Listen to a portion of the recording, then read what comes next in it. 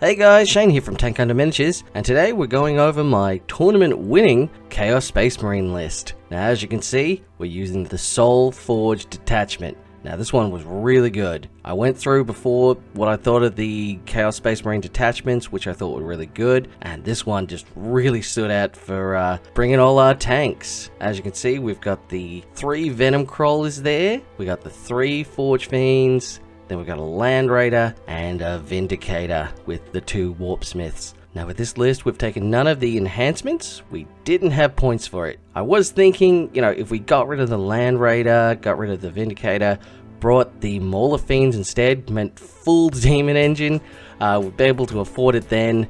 But in this case, the Land Raider did so much work, like it was a beast, couldn't be taken down. And the Vindicator, again, so much damage. One of the most highest damage output tanks in the entire game, the Vindicator.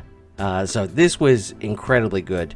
Like if you've seen how good the regular Space Marines went in my last tournaments, this did just as good. And like I said, we got first place with this. We went undefeated with this army.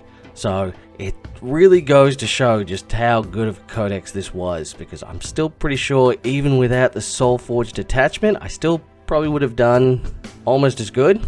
But in this case, you're just always hitting on 2s because of the Warp Smiths. You know, you just put them up against with the Vindicator and the Land Raider. They're always hitting on 2s. With the Dark Pact, you're pretty much always wounding on 2s as well. So that's a crazy thing to be hitting on 2s and 3s with the sustained, because your Dark Pact's for the sustained, and then you're getting your extra hits, which usually works out better on average than having rerolls. And then yeah, wounding on 2s with the everything has like at least 1 AP. So that's crazy. So how you play this army, the main things you want to do is just keep your command points. The first thing you want to do with that is demonically possess either the Vindicator or the Land Raider, whichever one is better to use at the time based on your targets. So you're getting that +1 to wound rolls straight off the bat, and that's crazy. Like +1 to wound is probably one of the best offensive rules in the game. Like you can make almost any weapon effective. Like normally I'd say the autocannons, you know, they're not that great at taking out, you know, vehicles, you know, winning on 5s, but winning on 4s, that's really good. You know, a 50-50 chance, and there's so many attacks. It's really effective now against higher toughness vehicles. So everything becomes so much more effective with it. So what you want to do is really put pressure, and I'll show you with the matches that we go through, because this army can just go fast, put pressure on, and just keep moving forward. It doesn't really have a super big weakness. So let's go into the first game and I'll tell you about it. First matchup, we have the Ritual. Now this is a pretty good mission. You know, you're basically controlling how many points you're going to be getting for capping the No Man's Land objectives. You create it yourself and can speed the game down to your own pace, which is nice. So as you can see, we're deployed in a nice defensive position, keeping most things not super close, you know, and in cover here and there where we need it. We're going up against the Tyranids this time. As you can see, he's got some Carnifexes there, big blobs of Hormagaunts and other smaller bugs. He's got the Brain Boys there. On the right there out of the picture, he's got a Tyrannifex, he's got the Exocrine. So a real big mixed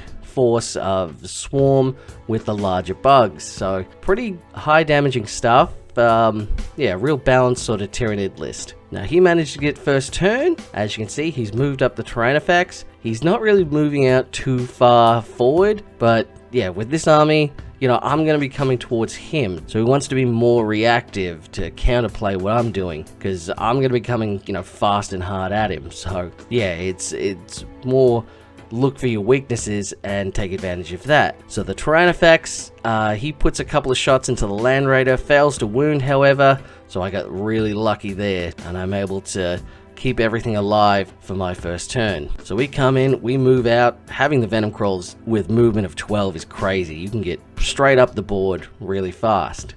So I put the one on the side. He didn't have any good targets he could shoot at, so he's popped down the Ritual. We were able to use the Vindicator to take out the Tyrannifex, so he's gone. That's threat 1 eliminated, and we're putting some pressure on the side with the Venom Crawler coming up to take on the Exocrine. So pretty good first round for us. We're able to really establish victory points and yeah, take out some vital targets. So turn 2, he's taken out the Venom Crawler with that Exocrine. I mean, that's fine. I would have liked him alive a bit longer, but, you know, we still got the Vindicator there. We're not losing ground there. The Carnifexes didn't quite get as far out as he wanted. They're just sort of putting off some shots there and just holding the ground. And he's also moved up the Brain Boys a bit further so they have more line of sight onto the Vindicator, so they can try and put some damage into him and establish sort of that right hand side as being more of a pushing zone. My next turn, however, I've moved up with the Vindicator, taken out the Exocrine on the left hand side there. There used to be a massive blob, but one of the Forge Fiends with the autocannons has been shooting that down. We did manage to take out the Carnifexes. That was mostly due to the ectoplasmic cannon of the Forge Fiend. That was crazy good, because like I said, that was hitting on 3s with the sustained, and then I'm wounding on 2s with those cannons. And it's just AP3, 3 flat damage. It was crazy. It just melted straight through Carnifexes. They were insanely good. So we've eliminated the biggest forces of this army, and the Venom Crawler there has jumped up and he's taking the middle objective, so we're fully capping all that we can here. Warp Smith has dropped down another ritual victory point, so things are pretty good. We have established a pretty clear victory here.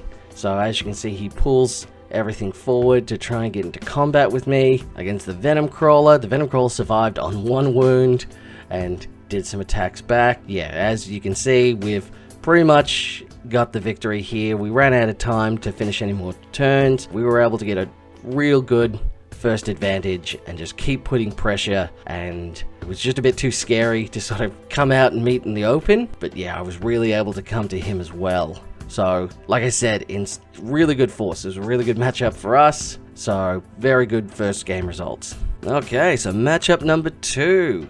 For this one, I'm playing Supply Drop, so the left objective there and the right one off screen, they'll disappear by rounds 4 and 5. So this was one that we knew we had to move up, we had to get good positioning from the start and really start getting our victory points, because there won't be a good choice later on in the game. So we played pretty defensively here. We're just sort of spreading out a bit, but mostly focusing this right long length of the board. Our opponent, something we're very familiar with, it's mostly the Leman Russ tanks. He's got 3 Chimeras with Catachans in it, just to move up, take the midfield and just hold with the infantry, and sacrifice to hold back the enemy a little longer. 3 Vanquisher Leman Russes. Now that was the scary part. That's a hard counter to us. Just big anti-tank guns. So that was a bit scary. And then he's also got some Eradicators, the autocannon ones, and a tank commander there. So yeah, I knew this was going to be a really hard list for me to play against, but you know, I was still pretty confident. I felt we could run this out all right. So he managed to get the first turn. As you can see, he's moved up the Chimeras, he's got all the boys out onto the points, and he's able to secure all the objectives first turn. Now he's able to ping off a bit of damage against the Land Raider there, but we've managed to endure because the Land Raider is crazy hard to put away. All the Vanquisher cannons luckily didn't do that much. He had them on the side, you know, securing that sort of flanking position, but yeah, without the support and having to move to get good line of sight, you'd lose the buff to hit from the tank commander and standing still for heavy, so you're a lot less accurate. So that's the trouble with the Vanquisher, very unreliable. So our first turn comes, we've pushed up the Venom Crawlers, they're able to clear out all the infantry, whatever they couldn't shoot at the point, they then charged in and ate, and we managed to take back all the objective points, but that puts us right in the line of fire. The Vindicator moved up, took out one of the Leman Russes, that was good. So that's one less Vanquisher we have to worry about, and we're sort of just playing defensively. I don't want to move the Forge Fiends out too far, because they will be taken out by those tanks pretty well. They've got a Demolisher cannon there, and like I said, the Vanquishers. So yeah, it's dangerous here, so we've got to work out carefully what we're going to push out. So his next turn comes along. Yeah, as you can see, he's blown away the 2 Venom Crawlers, and he's still not re-establishing control of the points though. That's the trouble you have with Guard, is very much you've got to take things sort of slower. We saw that in our last Guard battle, where we had playing against the Tau, and I really needed to push up sort of harder, but I was afraid of getting them melted off, whatever objective they held out in the open, and that cost me the game because I wasn't pushing up fast enough to get the zones. And this, we're sort of seeing that as well. The Venom Crawler is actually stealing that one. He has a higher OC than the Chimera, and down in the middle, that Chimera has actually had to pull out, so as the Venom Crawler could be shot. I should have really used the strat to follow him. I forgot I had that. Sorry about that. But yeah, I could have used a CP, and when he retreated out, made a movement to follow him. So that would have been really good. But overall, we're still playing it safe here. The next turn, so we've moved the Forge Fiend up. He wants to get onto that objective. The Venom Crawler has managed to remove that Chimera down the bottom. We get rid of that Lehman Russ up the top there. We try and put some damage into the tank commander, but he was able to smoke and use Armored Might to negate any damage coming through. So, alright turn for us. I'm pretty sure we did really good on cards there. We did some fun objectives. I forget which ones they are, but I know we got a fair bit of points on this turn. So his next turn, as you can see, the Venom Crawler is now gone. We have no more Venom Crawlers, and he's moved up to gain the objective back.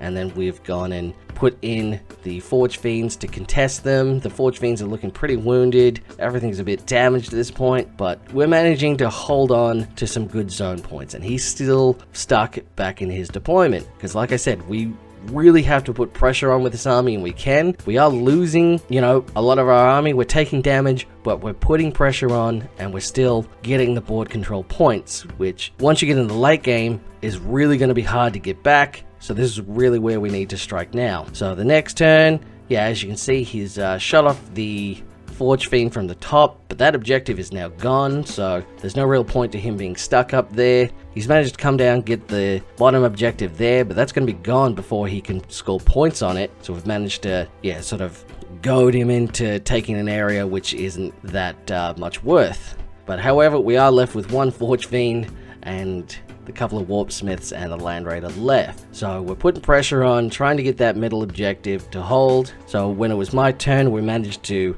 charge in the Land Raider. We did a tank shock onto the Chimera, and we mortal wounds it that we couldn't shoot it off, and we're securing the middle zone to just keep him back. So last turn of the game, he is able to get the objective where he gets points for being on the different sides of the board, but we're able to get a pretty clear victory. Like I said, he could have shot off the rest of my units, but yeah, he wouldn't have been getting points for that. So regardless of how much damage he could do, he still couldn't make up the points. So that's where, the speed of this army, how much pressure it can put on, really is more effective than just the damage it can do, and it can do a lot of damage. So this really went through everything. This could go every sort of direction. So we were able to get a pretty good victory against the Guard, even though the Guard very much was able to output us. So this was good. This was a really good victory. We had a really good game with this one. So our third and final game, we're going up against the Space Wolves. Now their detachment is the White Scars one, so they can advance and charge and fall back and charge. So this was a scary one with all that wolf cavalry. Really good for them. However, it does bank on one big gamble.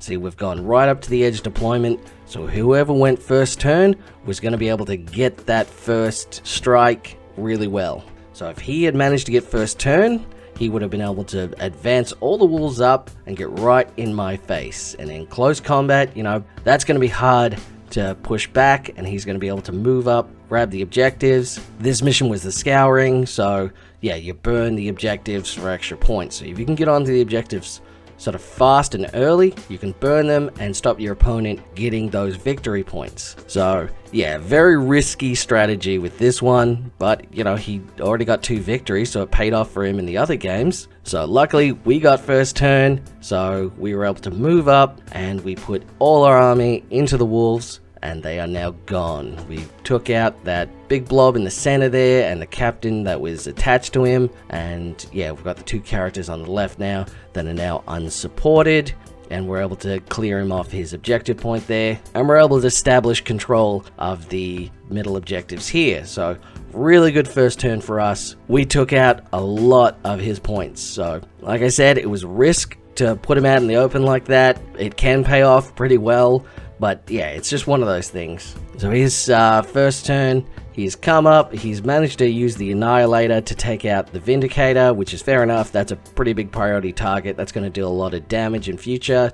His captain there on the Wolf, you know, he's come in to claim the objective. He needed area control, so he needed to get that objective. And the other character has now tried to get into combat with the Forge Fiend just to push him back, while Bjorn Fell-Handed sort of comes up to add support. Unfortunately, the Eliminators up in the building weren't really able to get much damage off. You know, the Las Fusiliers just can't do the same output as like some Las Cannons. Maybe a Devastator squad would have been better. So he is putting a bit of pressure back, but we still have a lot more we can throw at him. So our next turn, we're able to get rid of that Annihilator. The other tank up the top, the other Predator, we took that out as well. Took out his other characters, and we're able to get the Venom Crawler in combat with the Razorback and just keep it pinned down there. So we've really put the pressure on in this game. Pretty much have full board control. We got the objective as well to get a unit in all 4 corners. We did that really easy. So at this point, yeah, he doesn't have a lot left. So his next turn, yeah, he managed to pull Bjorn into the Venom Crawler, get him off the point, secure that for himself. He moves up the Intercessors just to try and get that side of the board. He pings some more wounds off from the Eliminators into the Venom Crawlers. But yeah, it's really hard for him to establish ground here and sort of come back from this. So our next turn, we managed to pull everything forward. We managed to remove Bjorn. We put all the las cannons into him, which was crazy. I don't remember with this game or another game, but basically because of the Saint hits, we had 4 las cannon shots that turned into 6 las cannon shots. So that was crazy. But yeah, full board control here. We've got the Venom Crawler, put some shots into those stealthy Eliminators, and we've managed to get rid of the Intercessor squad completely. So yeah, this was the end of the game here. So really effective against Space Marines here, because yeah, like I said, you got a lot of just high strength, high AP, and when it's an elite force like this, where you don't have that many models, it really is effective. Because the downside, of course, using soulforged detachment, well, it's not really the fault of it. It's with the dark packs, you know, you're taking mortal wounds based off becoming more effective, and that, of course, should lower your effectiveness because you're losing models. You have less weapons now to attack with because the weapons are more powerful. But for a tank-based army and a demon engine-based army, you know, you're not taking any penalty for being affected by the loss of wounds. Like, the vehicles are just as effective if they take the damage. So doing the dark packs adds no disadvantage, really. You're a bit more vulnerable, but you're going to be vulnerable anyway. So it's so effective using the dark pack mechanic with these engines and these vehicles. There's no real downside to it. This is probably one of the most powerful detachments we've seen in a long time. So yeah, this is definitely something everyone's going to have to watch out for. I had a great time with it. You know, it's super effective, got me the first place, and we went pretty much undefeated and always had an option of how to win a game. But yeah, that's it for this one. Let me know what you thought down below, and I'll talk to you soon. Bye.